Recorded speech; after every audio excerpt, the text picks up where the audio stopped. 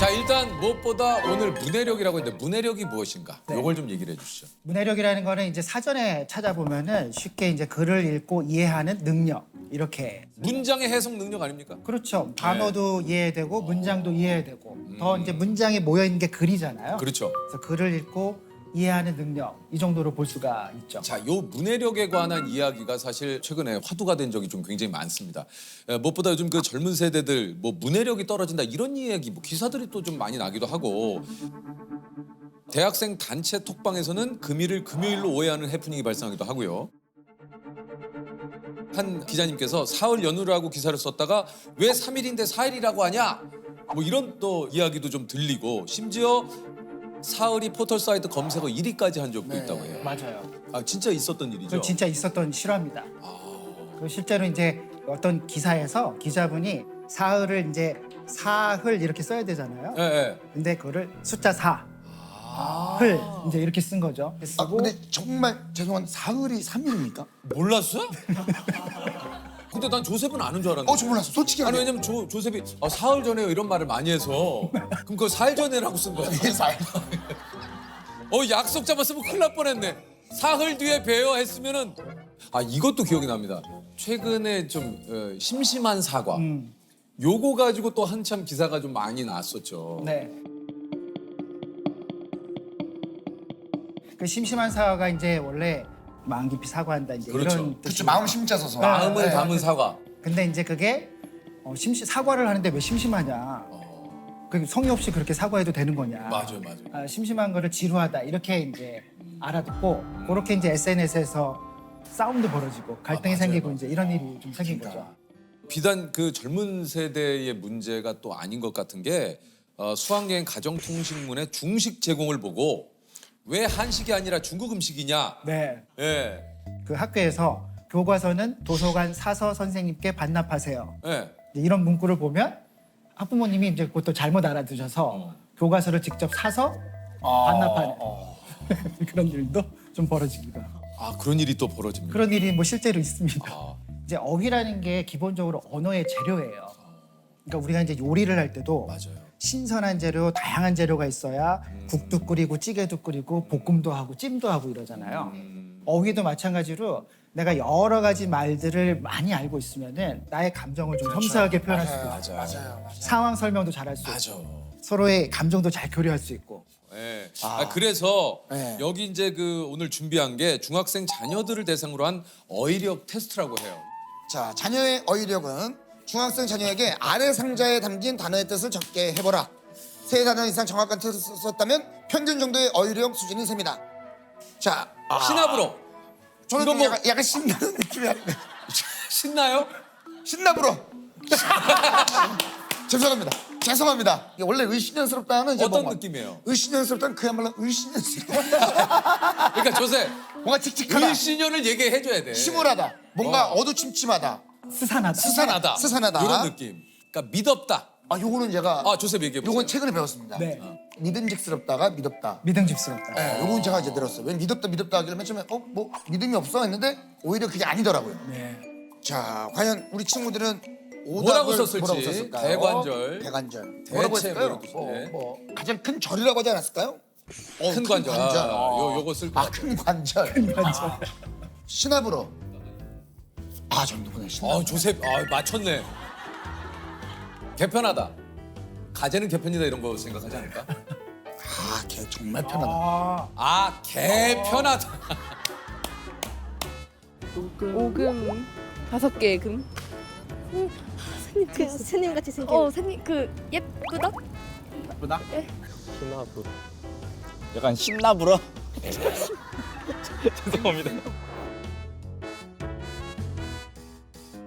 근데 이게 교수님 또 한편으로는 막 근데 그런 거 요즘 쓰지도 않는 표현을 뭐하러 그거 알아? 그게 그렇게 중요해?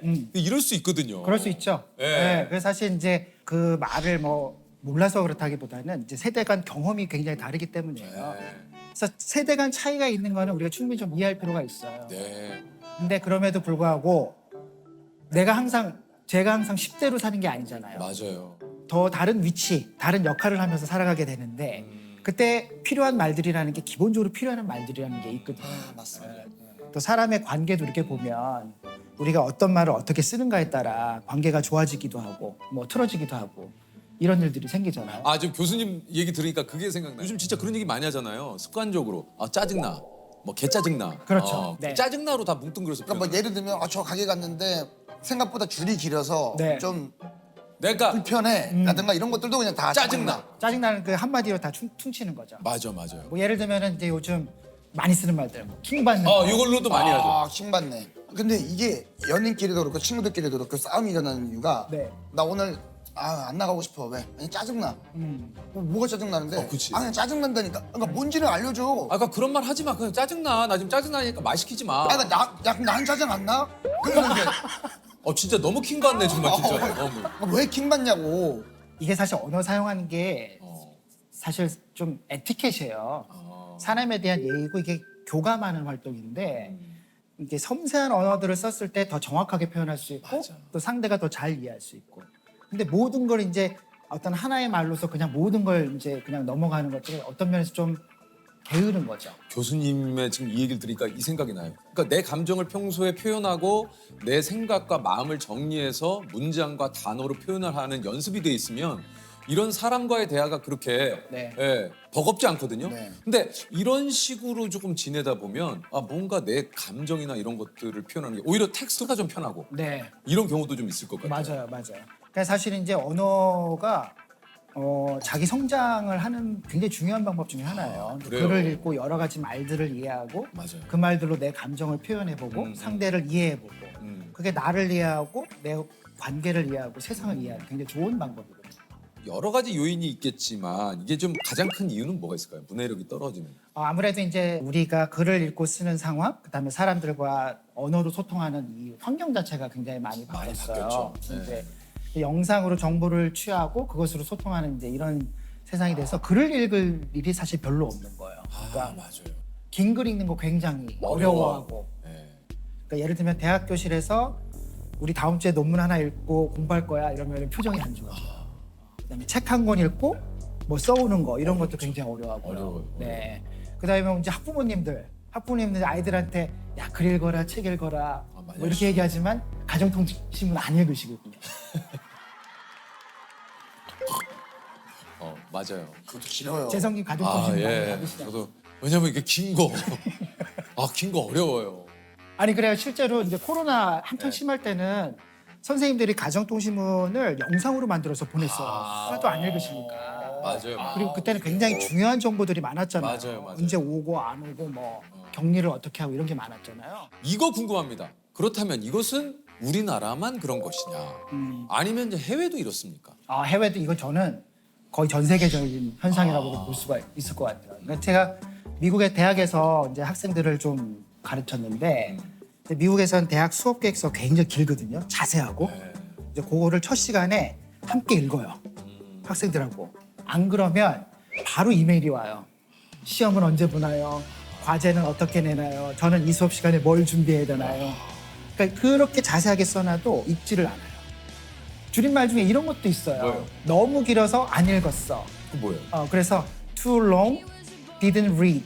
그래서 TLDR 이렇게. 줄임말이 있구나. 이게 이제 막 이렇게 해서 뭐 이렇게 보내면은 그냥 그렇게 딱 보내는 거예요. 야, 너무 길어 안 읽어.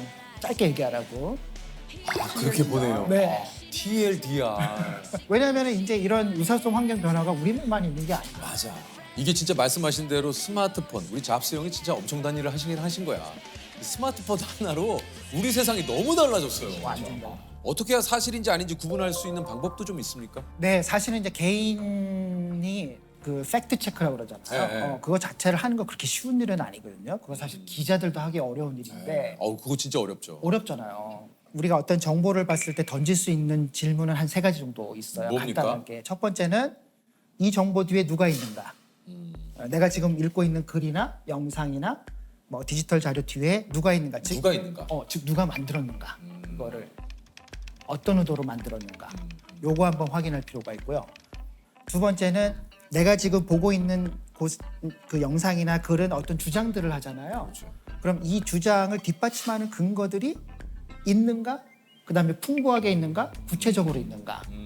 세 번째는 이제 요즘 세상엔 뭔가 하나를 읽고 일을 하고 판단하기가 굉장히 어려워요. 어려워요. 네, 그러니까 하나를 읽고 난 다음에 다른 비슷한 것들을 좀 찾아보면서 아 여기서 말하고 있는 것, 여기서 이야기하는 것이 정말 바람직하고 좋은 것인가, 타당한가 또 다른 자료를 찾아보면서 그런 것들을 확인하는 방식이 있죠. 이게 좀 가장 경계해야 되는 건 나 자신이다. 이렇게 네. 좀 교수님이 얘기를 하셨다고 그래요. 그렇죠.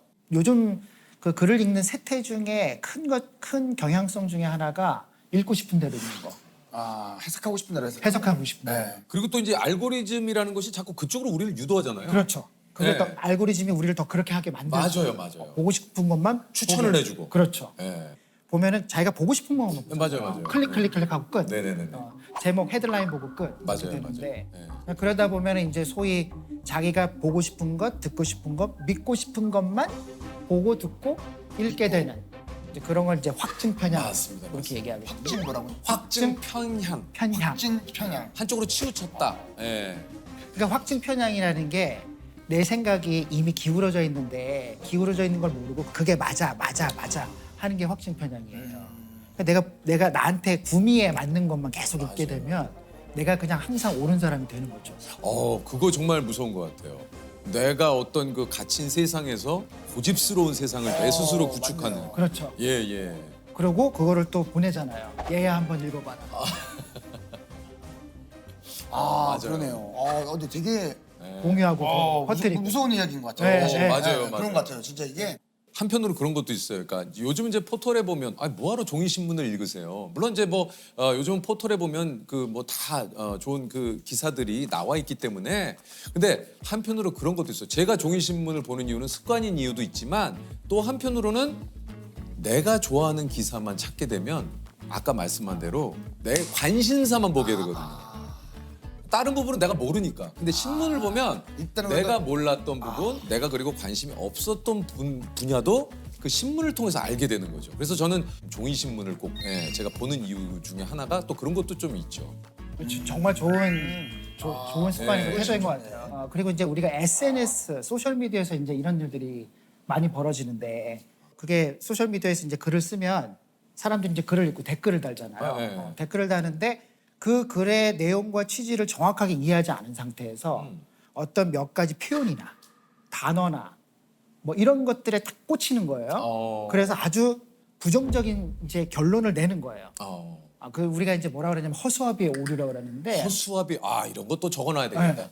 허수아비의 오류. 그러니까 실제로 이 사람이 그 말을 하지 않았는데 내가 이 사람은 그런 말을 했어라고 허수아비를 하나 만들어요. 그래. 그다음에 맞아. 그 허수아비를 계속 공격하는 거야. 거기다 막 댓글 달고 나쁜 말하고. 나쁜 말을 하고. 그러니까 이게 실제로 글을 쓴 사람은 답답하죠. 내가 한 말은 그 말이 아닌데. 그렇죠. 그렇죠. 그래서 자기 마음대로 재단하고 해석을 해서 그렇죠. 그 이제 글 쓴 사람을 공격을 하는 거죠. 그렇게 되죠. 그러면 이제 의사소통이 거의 안 되죠. 교수님이 그런 얘기를 하셨는데 악플러들은 상대방의 마음을 고려하지 않아요. 맞아요. 예. 기본적으로 소통이고 대화인데 뭔가 그 확인해야 개념이 되는데. 없는 거죠.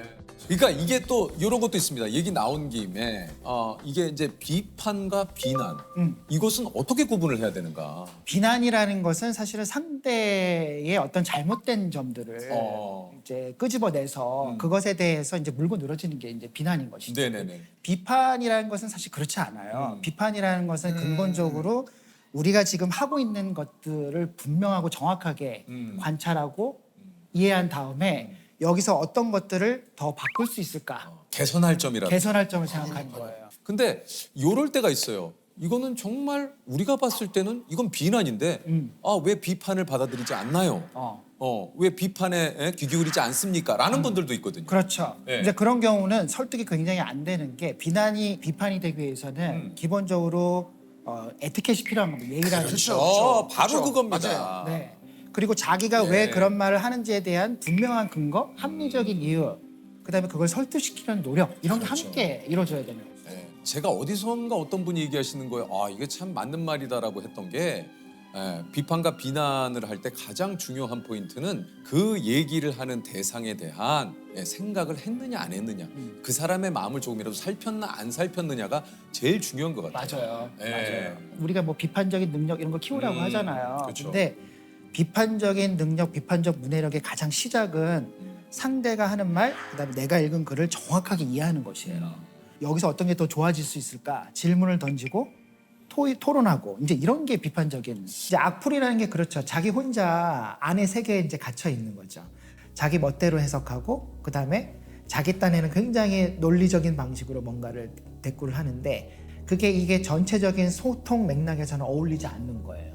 문자를 쓰고 컴퓨터 자판을 치고 단어를 사용하고 문장을 쓰지만 아주 그런 그 기능적인 능력만을 가지고서 저차원적인 수준의 문해력을 계속 쓰는 경우이지 인간적이고 뭔가 맥락적이고 공감하는 이런 문해력이라고 보기는 좀 어려운 거죠. 그러니까 내가 알고 있는 것이 잘못될 수도 있어, 완벽하지 않아 라는 생각들을 항상 할 수가 있어야 돼요. 자기 스스로가 내가 어떤 방식으로 글을 읽고 쓰는가에 대한 성찰이 부족한 거죠. 거기까지 나아가야 사실은 문해력은 의미를 갖는다고 얘기할 수 있어요. 그러면 좀 글을 읽을 때 좋은 방법이 좀 있습니까? 이제 책 읽기 어려워하시는 분들이 이런 말씀 많이 하시잖아요. 네. 딴 생각이 너무 많이 난다. 맞아요. 잡생각 많이 난다. 네. 근데 그건 이제 집중해야 된다는 뜻인데 집중 못하는 이유는 여러 가지가 있어요. 뭐 많이 내용이 있죠. 어렵고 말이 어렵고 너무 두껍고 그다음에 내가 읽고 싶은 마음도 안 들고 뭐 여러 이유가 있는데 이제 그거를 조금 의도적으로 이기는 방법 중에 하나가 이제 저 같은 경우는 책을 읽을 때 거의 연필이나 형광펜을 들고 읽어요. 이거를 그으면서 하세요. 네, 그래서 이제 왜냐하면 저는 읽을 때 항상 어떤 생각을 하냐면 내가 읽으면서 좋은 말은 기억하고 싶다. 네. 이런 생각 굉장히 많이 하거든요. 그 책갈피에 쓰시는 분 계시죠? 쓰는 것도 거기 있고. 사이에다가. 네, 그러니까 이제 그걸 놓치기 싫은 거죠. 맞아. 그러면 연필을 들고 읽으면 내가 딱 읽을 때 내가 좋은 말에 밑줄을 치겠어라는 분명한 목적이 생겨요. 그러니까 집중해서 읽을 수 있게 되는 조금. 더 잘 기억하고 싶으면 2번, 3번 읽고. 맞아요. 그렇게 되는 게 좋죠. 이 독서 습관을 우리 자녀분들에게 키워주고 싶은데 그래서 많이 이제 부모님들이 하시는 게 책 읽으면 스마트폰을 얼마 하게 해줄게. 맞아요. 이런 방법 어떻습니까? 그게 사실 대표적으로 부모님들이 조금 실수하시는 부분. 그러니까 사실 책을 읽게 하는 게 목적인데 그렇죠. 이 상황에서는 책을 도구로 사용하는 거예요. 수단으로. 그렇지. 책을 읽는 그 경험 자체가 재미있고 의미 있는 것이다라는 거를 경험하게 해준 게 굉장히 중요해요. 그걸 어떻게 경험하게 해줘? 그러니까 예를 들면은 어린아이가 있잖아요. 엄마나 아빠가 책을 읽어주죠. 네, 그렇죠. 자기 전에 소리내서 읽어주죠. 맞아요. 그러면 아이들이 어렸을 때부터 뭘 경험하는가? 책을 이렇게 읽는 게 내가 엄마랑 아빠랑 옆에 자기 전에 살을 부대끼면서 목소리를 들으면서 어미구나 경험. 소중한 경험들이 되는 거예요. 그러니까 이제 그 경험이 책이라는 건 참 가치 있는 거야. 나도 엄마처럼 읽고 싶어. 나도 아빠처럼 읽고 싶어. 그래. 이런 마음들이 들게 하는 게 굉장히 중요하다.